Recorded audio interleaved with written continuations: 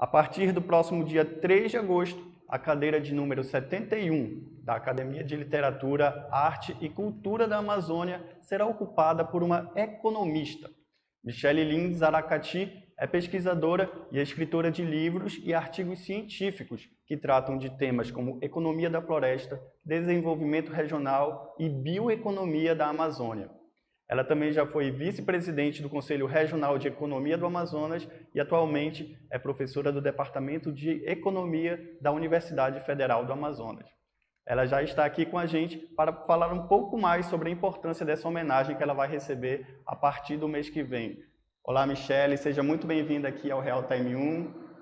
Muito obrigada, bom dia a todos, estou aqui à disposição. Então, a gente vai começar com uma pergunta que eu acho que as pessoas que estão nos assistindo agora também devem estar se fazendo, né? Como é que uma economista foi parar na Academia de Cultura e Literatura da Amazônia?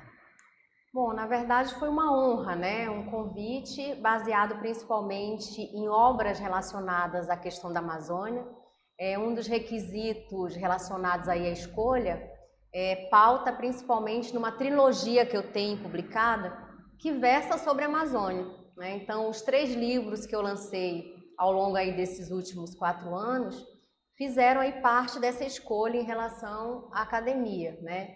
E outro requisito que eles estavam buscando é justamente uma economista, alguém que pudesse tratar do desenvolvimento regional. Então, eu consegui preencher esses 2 pontos que eles estavam necessitando. Entendi. Então, por que é importante, né, ter uma economista dentro da Academia de Literatura da Amazônia?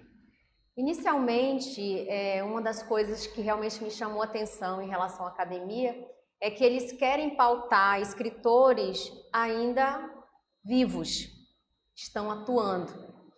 Então, no momento em que eles buscam chamar essas pessoas, fazer esse convite, é justamente para que a gente possa continuar produzindo dentro da academia.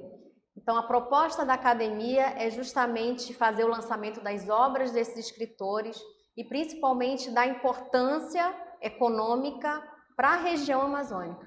Então, é por isso que um economista seria imprescindível na academia. Entendi. Então, a gente, falando um pouquinho, né, da sua área, que é a bioeconomia na Amazônia, como é que tu avalias hoje que está esse cenário aqui na nossa região? Eu olho para a bioeconomia como uma característica de potencialidades regionais, né? Eu já tenho aí algumas obras relacionadas a essa discussão e um dos pontos específicos é fazer o uso dos produtos da floresta de uma forma sustentável e gerar emprego e renda, levando em consideração que nós precisamos dar apoio ao nosso principal modelo de desenvolvimento regional, que é o projeto Zona Franca de Manaus. Então, esse modelo de desenvolvimento regional, ele é considerado um modelo de sucesso. E ele tem aí a participação de 15% do PIB regional, então ele é importante. Eu preciso então buscar alternativas para poder embasar essa importância do nosso principal modelo de desenvolvimento regional. E eu olho para a bioeconomia como essa proposta. A gente aqui no Real Time sempre está ouvindo economistas e políticos, né, que defendem a adoção da bioeconomia justamente como uma alternativa para caminhar lado a lado com o polo industrial de Manaus.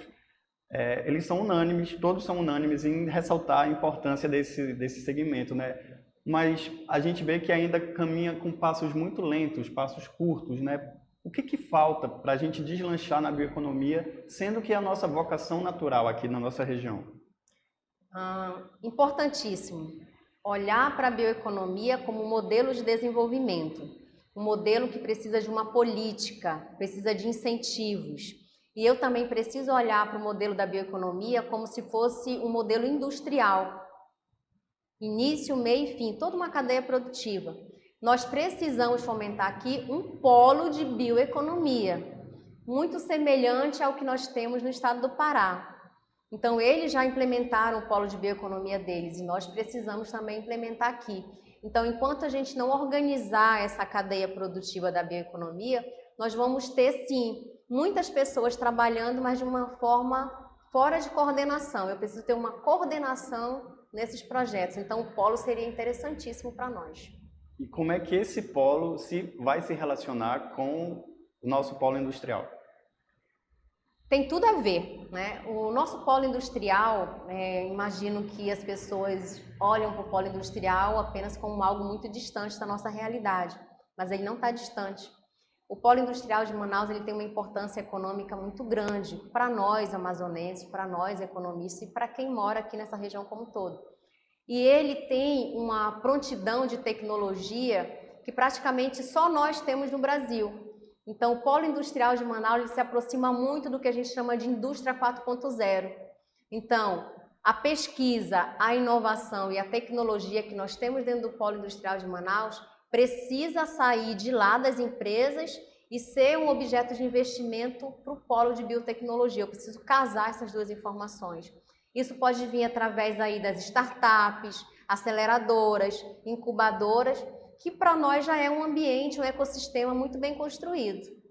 Exatamente. Apesar disso, né, o nosso ecossistema de startups aqui, recentemente uma pesquisa apontou que não fica nem entre as 30 melhores do país, né? Apesar da gente ter aqui grandes empresas multinacionais como a Samsung, né?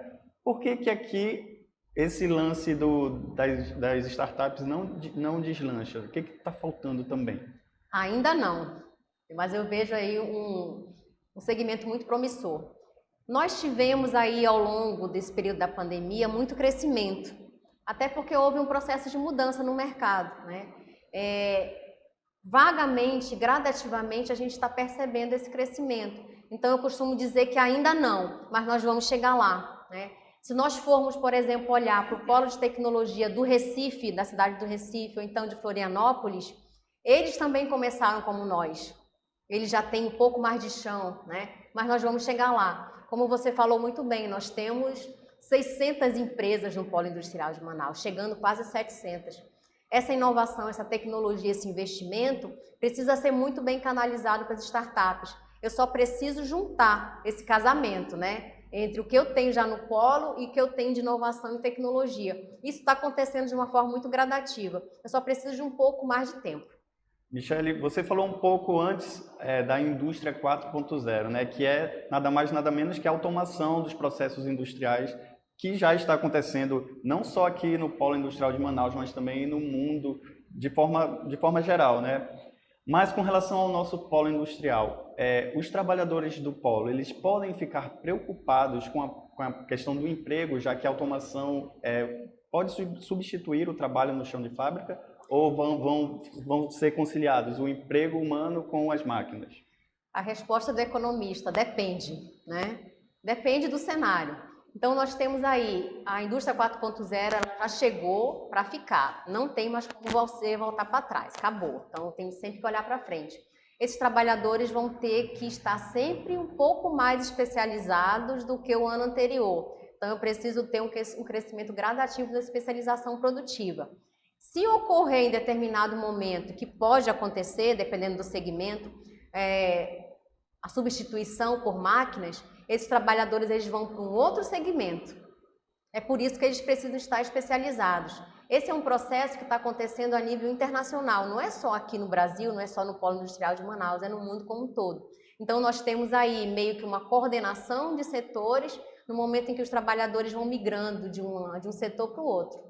Então, o foco é continuar se especializando, continuar estudando e continuar se preparando para o futuro. Aí sim, ele não vai ter como ficar de fora desse processo. Então, mais do que nunca, a qualificação é um item fundamental para quem quer se manter nesse mercado, né? Isso mesmo. E o nosso polo industrial de Manaus, as nossas empresas, já tem um histórico de fomentar aí essa qualificação da mão de obra.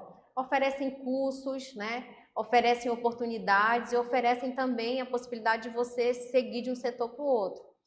Se isso não ocorrer, nós temos o SEBRAE, nós temos o SENAC, nós temos as outras instituições que fazem parte desse ecossistema que também podem ajudar na formação do trabalhador. Então, a mão de obra tem que estar sempre muito bem qualificada.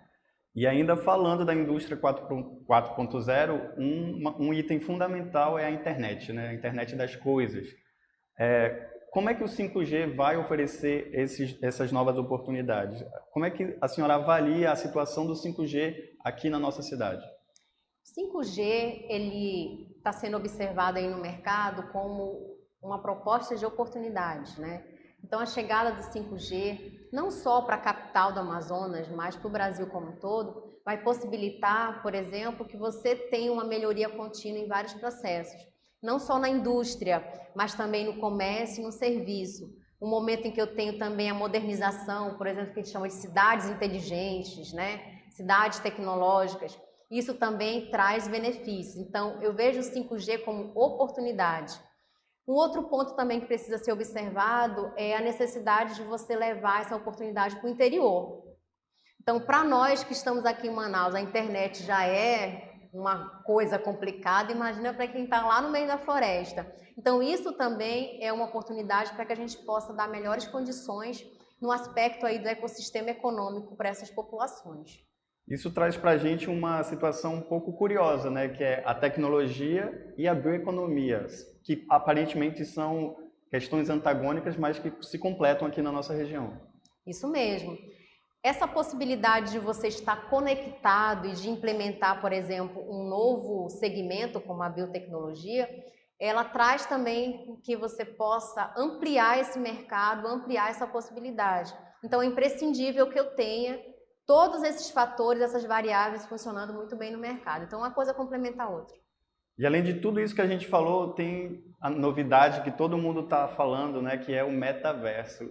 Como é que o metaverso pode ser aplicado para a geração de empregos e renda aqui na nossa região? Metaverso, parece coisa de filme, né? Mas ele já chegou para nós. O metaverso está sendo visto aí principalmente para a área de recursos humanos como oportunidade de você formar equipes, de você treinar as equipes para um mercado do futuro. Então, por exemplo, os meus alunos já estão um pouco mais próximos do metaverso do que eu na minha formação, sei lá, 20 e poucos anos atrás. Mas isso vai implementar ainda mais a necessidade de você buscar se qualificar. Então, a linguagem, o comportamento, o trabalho em equipe, tudo isso vai ser implementado para que eu tenha aí a possibilidade de incluir no metaverso. Então, o mercado de trabalho precisa estar incluso aí nesse processo. Muito bem, Michele. Então, para a gente encerrar, bora falar um pouquinho mais sobre a sua posse lá na Academia de Arte, Cultura e Literatura do Amazonas. Quando é que vai ser? O horário e quais vão ser as suas contribuições com essa academia? Bom, a cerimônia está marcada para o dia 3 de agosto, às 19 horas, lá na Aleã. Vai ser um evento grandioso, né? Evento de posse. Então, os ocupantes das cadeiras, não só eu, mas os demais vão estar lá, em torno de 100 pessoas agraciadas. E uma das minhas propostas é justamente continuar tratando e pautando assuntos relacionados à Amazônia e o desenvolvimento regional, que é justamente a minha base de construção de trabalho. Então, eu tenho tanto graduação como pós, mestrado e doutorado em desenvolvimento regional. E o meu foco de trabalho é a Amazônia, então nunca vou deixar de contribuir com pautas relacionadas à Amazônia. Muito bem, Michele. E a gente aqui do Real Time vai estar acompanhando de perto. Muito obrigado pela sua presença aqui hoje e até uma próxima oportunidade. Muito obrigada, eu deixo um abraço a todos. E para você, nosso webnauta, continue nos acompanhando pelas redes sociais, se mantenha bem informado e não se esqueça de se inscrever no nosso canal no YouTube.